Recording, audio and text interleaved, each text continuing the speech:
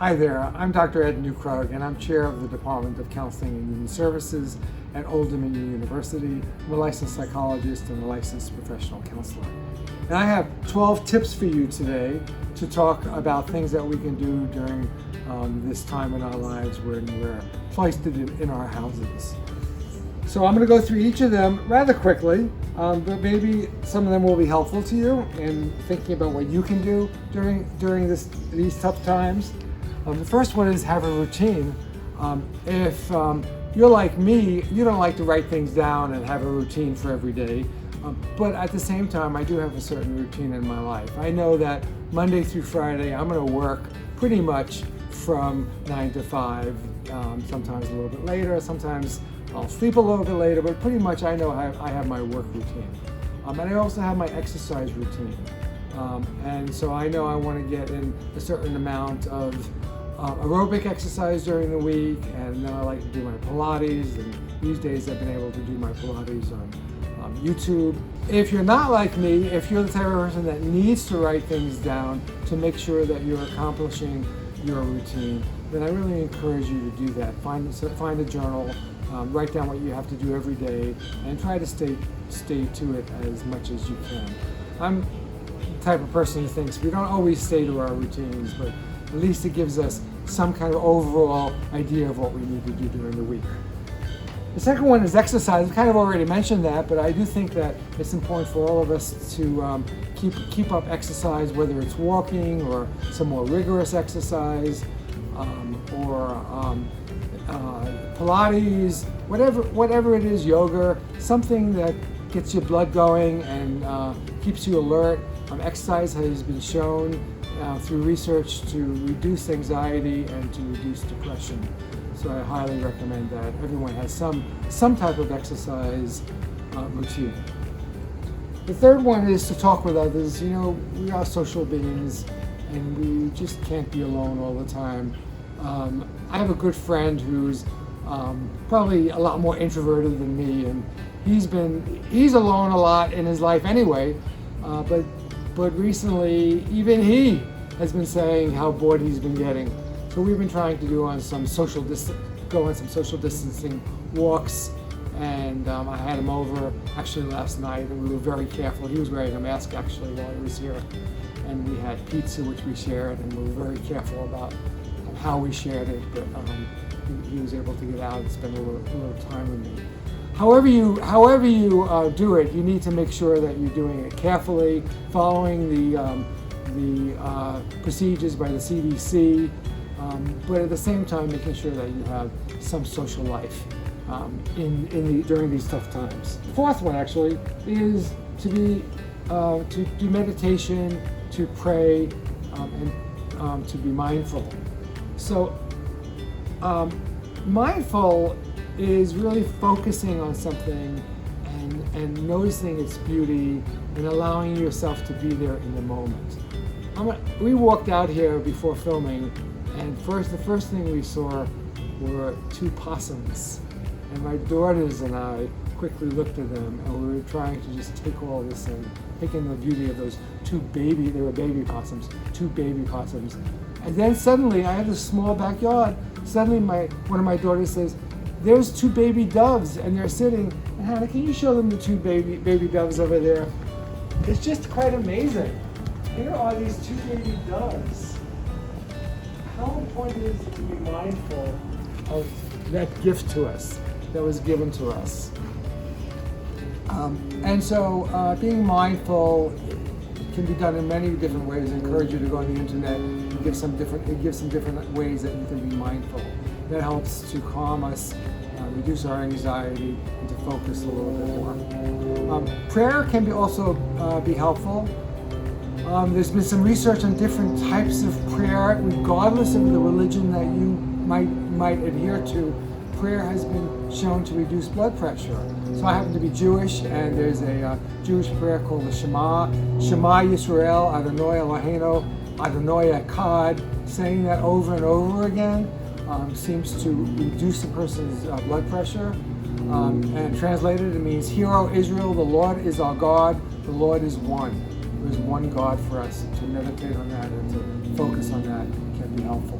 And I'm sure whatever religion you adhere to, there's some main prayer that you can focus upon. And there's also, I really like the 12-step prayer, which is the serenity prayer, which is, God, grant me the serenity to accept the things I cannot change, the courage to change the things I can, and the wisdom to know the difference. And there have been times in my life when I've had lots of anxiety where I've just focused on that prayer, and that's helped me just calm down for a moment. The next one is to build relationships. Now here's an opportune time to talk to people that we love and to say things that maybe we've never said to them. Maybe tell somebody we love them who we had difficulty saying that before. Maybe talking to somebody about some unfinished business that you might have with them.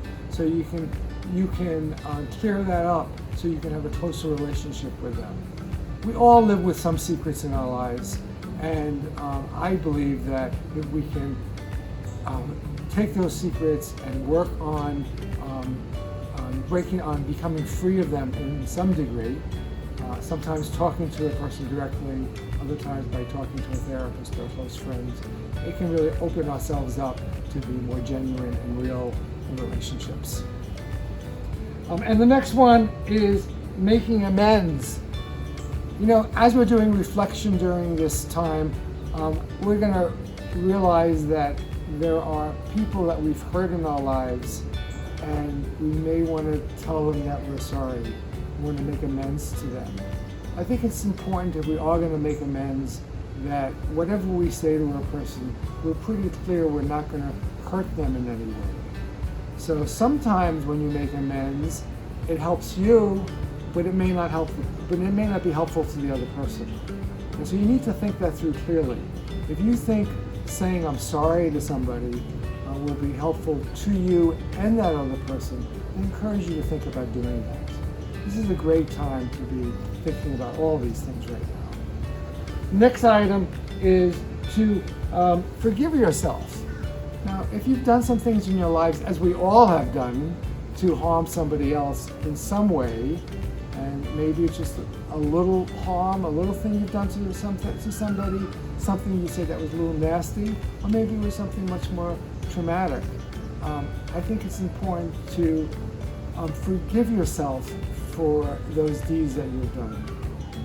And that again goes back to making amends. Sometimes it's good to make amends. That's one way of forgiving yourself. But we can't carry that weight with us our whole lives. If we carry a sense of guilt and shame with us all the time, we're not going to be living a very fruitful life. There are different ways of working that through, but think about forgiving yourself during these days. Another thing we want to do is to forgive others. As we have hurt other people, others have hurt us in our lives, and we want to think about what it would do to those relationships if we can forgive others. And forgiving others usually takes a lot of mindfulness, a lot of thoughtfulness. It means that we think about the situation that happened, and we think how we can let go of it for ourselves and for the other person. So think about ways that you might be able to forgive others. The next item here is acknowledge your feelings. We have a lot of time on our hands these days, at least most of us do. And a lot of times we're doing so many different things that we don't even acknowledge some of the feelings we have. And acknowledging our feelings is really the first step to knowing ourselves and to knowing those issues which perhaps we need to work through with some more depth. So I say make some time for yourself, listen to your feelings, acknowledge them. We don't have to act on all our feelings, but we can certainly acknowledge all our feelings. And acknowledging our feelings is very closely related to what I call making a cognitive shift. Because we're not going to make a cognitive shift unless we understand what we're feeling. For instance, if I'm feeling depressed, then I can think about those feelings of depression. So I brought along with me here, look at this cute little monkey here. The difference between the animal kingdom and in human beings is the fact that we have the capacity to think about thinking much more than any other animal. So we have these large cerebral cortexes which help us think about thinking. And so here is because we can think about thinking, once we acknowledge our feelings, we can then think about what are we going to do with those feelings. There have been some well-known cognitive theorists, Aaron Beck, Albert Ellis, who developed whole theories about how we can change our thinking, which ultimately changes our feelings. So if I'm feeling depressed and sad, and I've acknowledged those feelings, I can then develop certain routines to work on that sadness. I don't have to stay in that sadness. Barbara Fredrickson talks about having 3 positive thoughts to every 1 negative thought in your life. There's actually a test you can go online and take. It's Barbara Fredrickson positive test. I'm sure you'll be able to find it just by her name and saying positivity. And you can see what your positivity ratio is. And you can see if your positivity ratio is 3 positive thoughts to 1 negative thought. And if it's not, you may work on developing more positive thoughts. So you change your thinking by developing more positive thoughts, by thinking about what you're thinking, catching your automatic thoughts that may be negative sometimes, and shifting them, doing things to make you feel better, like exercise, by talking to positive people, and lots of things that can help make that cognitive shift. The next item here is see a counselor or therapist. Well, I've been in therapy for years. As a therapist, I believe in therapy. It's been very helpful to me over the years, and there's no one else in my life I can go to and share everything. So therapy, of course, is confidential, and I trust my therapist with everything that I think and feel. And it's so helpful for me to understand myself at deeper levels. And it's only through that process, I believe, that we can come out the other end and feel more empathic towards others, more genuine in our lives, more real in our lives, and it even helps us develop empathy for others. So I used to not believe in telecounseling. I teach counseling. I was never a believer in telecounseling. And then this virus came around, and my therapist said, do you want to come into my office or do you want to do telecounseling? Well, the first week I said, I'll come into your office. And I had a cold, I couldn't make it that week. So the next week he contacts me and says, no one's coming into my office now, you have to do telecounseling. And I said, oh my God, I now have to do this.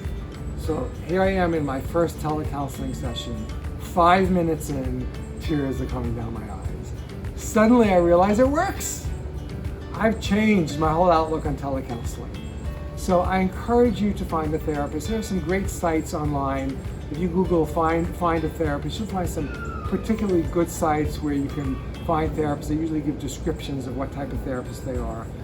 The better sites are the ones that are produced by the professional associations like the American Counseling Association, American Psychological Association, National Association for Social Workers. Finally, my last item here is there's a lot more. Look, I came up with these 11 items really just like that, and I could have come up with 100 more items. These might be some of the more important ones. You might disagree with some of them, you might have others of your own, but there's lots more out there. So many people are coming up with good ideas to help us feel better about ourselves, to help us have a closer relationship with others, to help us through this tough time in our lives. So thank you so much for listening to me today. I am thinking about you. I know you're thinking about your loved ones. I hope we're all thinking about all the healthcare workers and all of the responders, emergency responders who are helping out in this really difficult time. And let's be thoughtful and move on with our lives as best we can during this tough time. Thank you.